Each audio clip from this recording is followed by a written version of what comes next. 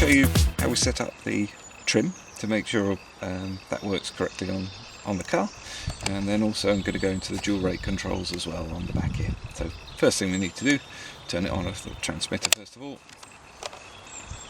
Let's flick it up on the car.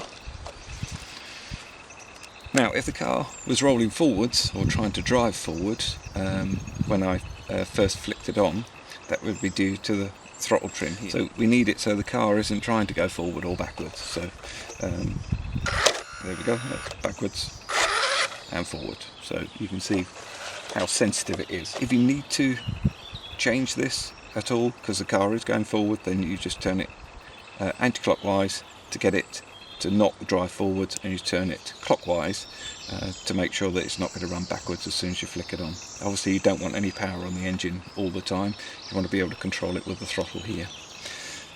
With the steering, similar sort of thing. If you run it first of all, so let's give this a quick run, and you can see it's going off to the right, I would say. But just to show you what it's like if I turn the steering just back a little bit, so we've just come back to almost just off the arrow, setting arrow, and now if I go forwards, you can see it's going way off to the left. And as you can possibly see, the car is trying to turn to the left very hard. So set the trim back.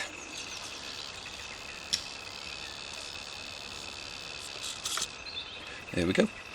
If you heard that buzzing, that was just the servo still trying to work, so I've just sort of neutralised it just by flicking the actual steering here as well, so it stopped doing that.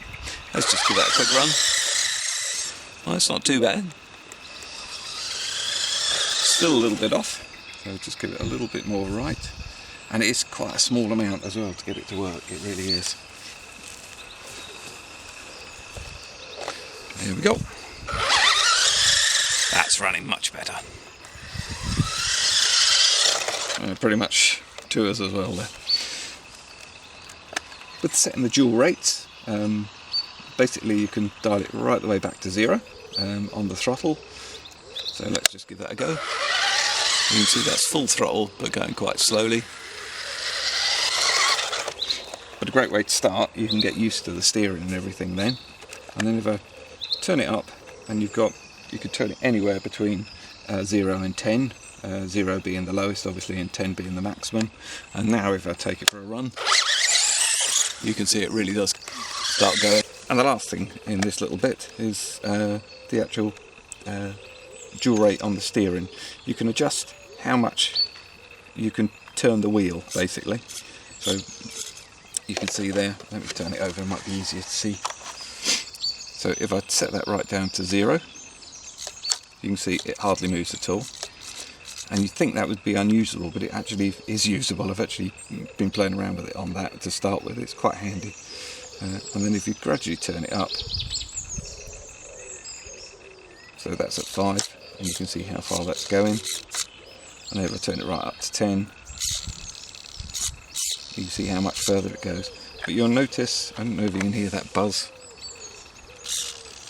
you can hear it still straining on the servo. So the way to set it is to turn it right the way around and just get it so it just stops straining on that servo. There we go. So that means you're not straining your servo.